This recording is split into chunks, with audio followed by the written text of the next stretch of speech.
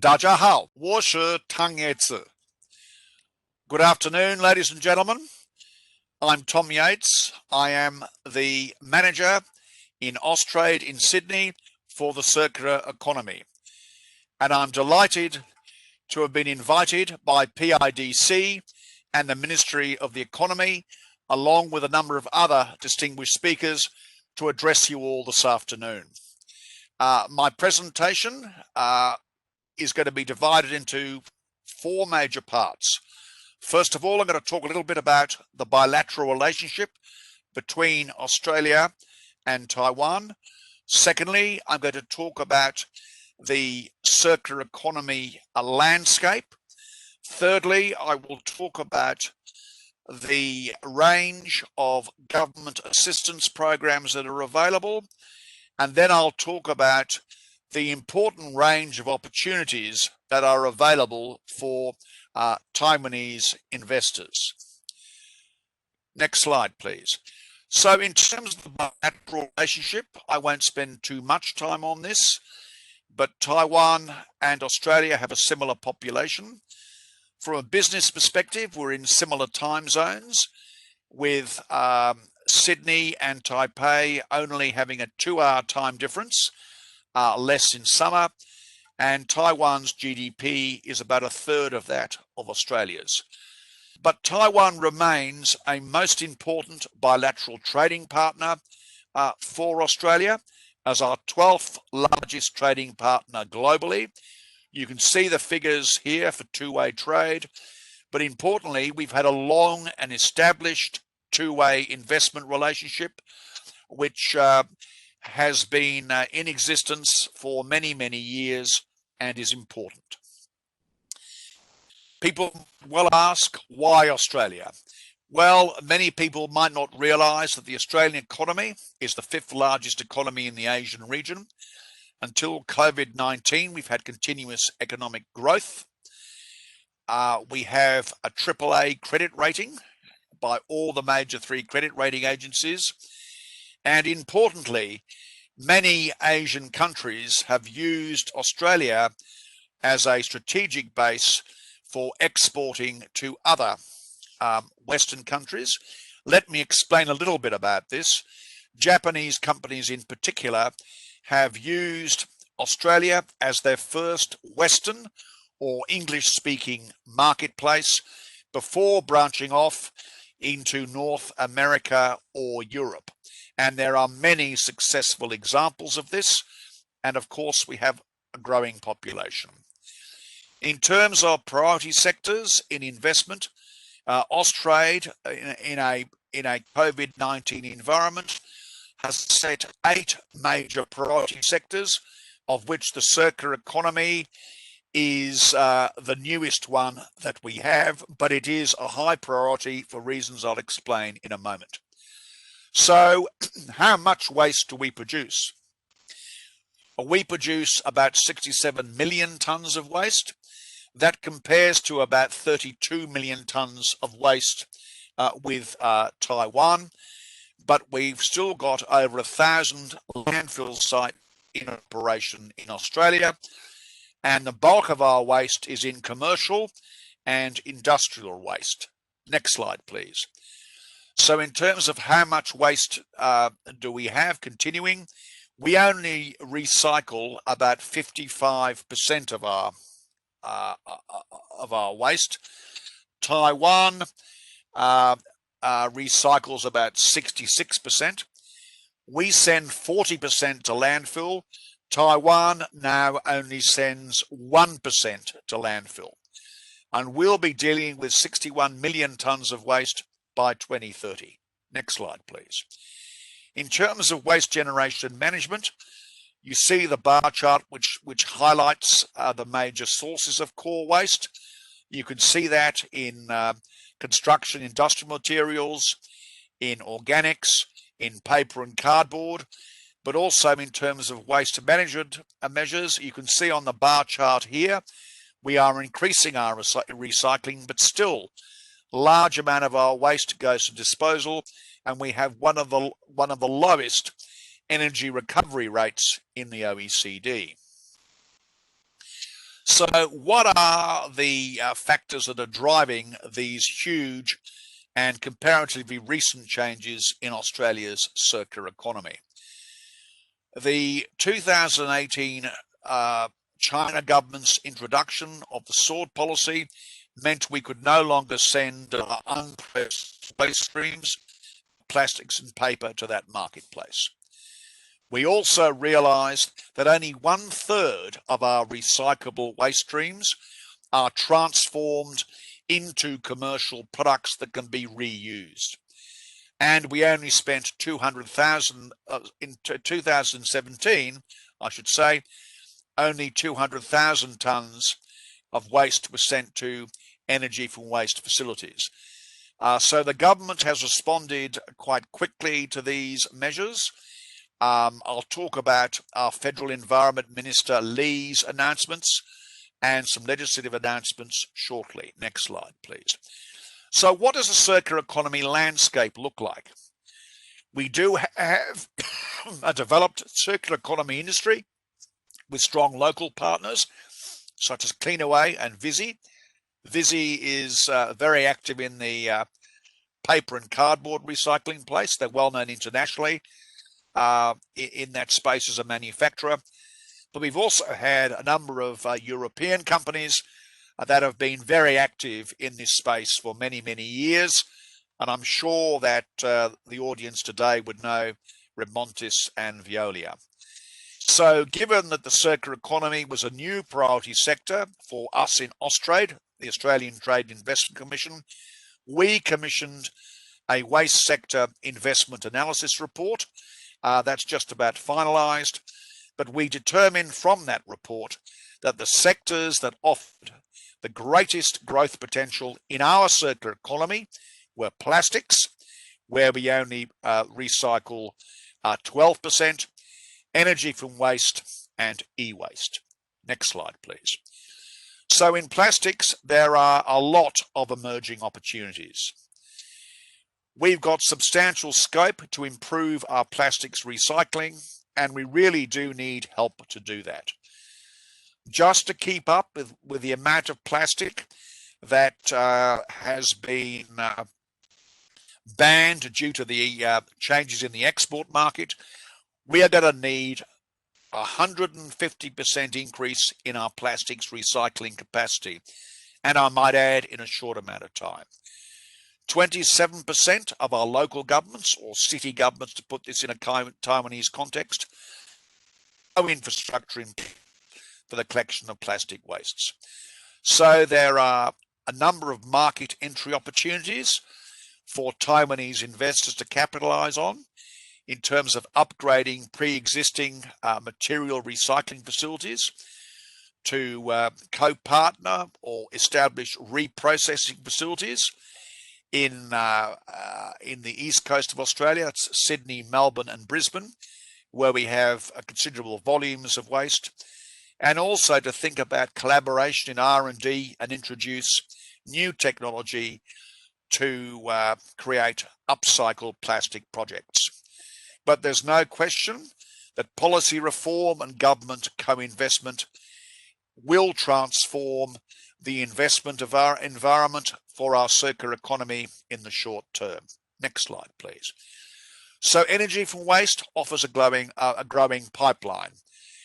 We've got 8 projects that are now operational in construction, reasonably large capex.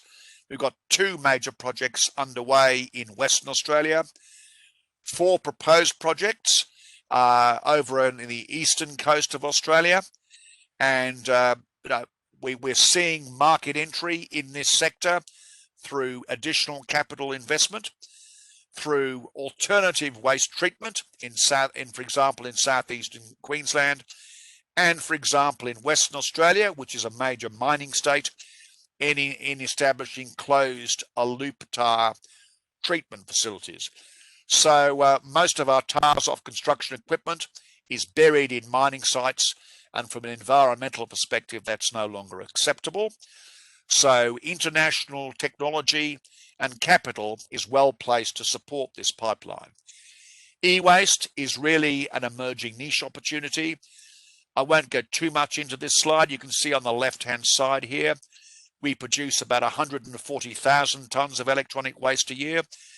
But we are interested, and we are starting to develop an Australian lithium-ion battery recycling industry, and we're interested in collaboration from international investors here. And we are also interested in establishing technology for photovoltaic panel recycling. Next slide, please. I think what is most striking about the Australian circular economy environment at the moment is the very strong government policy support measures. So importantly, the second point is that in August 2019, a decision was made by the Council of Australian Governments, that is all state and federal governments, to establish a timetable to ban the export of waste plastic, paper, glass and tyres, while building Australia's capacity to generate high-valued recycled commodities. And the second bullet point, the National Waste Policy Action Plan sets the overarching direction for a priority action on waste management and recycling in Australia until 2030. The ban on the total export of waste plastic, paper, glass and tyres is one of the most ambitious national targets included in this action plan, but has been agreed to by all state governments. I should also mention that the Commonwealth Government has a variety of initiatives to co-invest in critical recycling infrastructure with state and territory governments and industry. In the last month, the government committed $190 million to a new Recycling Modernisation Fund, RMF for short, that will generate $600 million of recycling investment and drive $1 billion transformation of Australia's waste and recycling industry. But importantly, in the last point, last month, the introduction of new Commonwealth waste legislation to formally enact the government's waste export ban and encourage companies to take greater responsibility for the waste they generate, from product design through to recycling, remanufacture or disposal, was introduced, and that sets some rather more formal targets which we will need to meet. Next slide, please. So I won't spend too much time on this. This is the waste export ban timetable. PIDC members will note the 1st of July 2021 ban, initially on mixed plastics, and then the 1st of July 2022 ban on single resin and polymer plastics. And so all these bans will come into effect by the 1st of July 2024, and we have a very short amount of time to do a lot of work in the circular economy. Next slide, please. State government policy measures. This is a busy slide. What you need to know is all state governments are taking the circular economy and recyclables very seriously. They've got a number of measures which vary depending on their geography in place, but I'll leave you to read this slide later and move on to the next slide. In terms of government funding and support, very briefly, government funding and grant support is strong in the circular economy sector, with the federal government committing overall $146 million in grants to cover innovative plastics recycling solutions, as shown by the creation of the Cooperative Research Centre Program Scheme, the Australian Recycling Investment Fund, and the E-Waste Product Stewardship Program. That's rather a mouthful in English, but importantly, last financial year, the state and federal governments provided grants totaling almost 500 million Australian dollars. There are a couple of other federal government agencies that have additional grants programs available. They are the Clean Energy Finance Corporation, which has a $200 million grant program to an innovation fund, providing capital growth to clean tech solutions, and also ARENA, which is the Australian Renewables Energy Agency, has committed $92 million worth in funding for new projects in the areas of renewable energy, bioenergy, and energy from waste. So the state government grants cover areas such as community engagement, industry development, infrastructure support, and transportation costs. So there is a lot of money potentially available for Australian companies and also in collaboration with international companies to get involved in this exciting and fast-changing circular economy sector. The key stakeholders in Australia, I've already mentioned the Clean Energy Finance Corporation.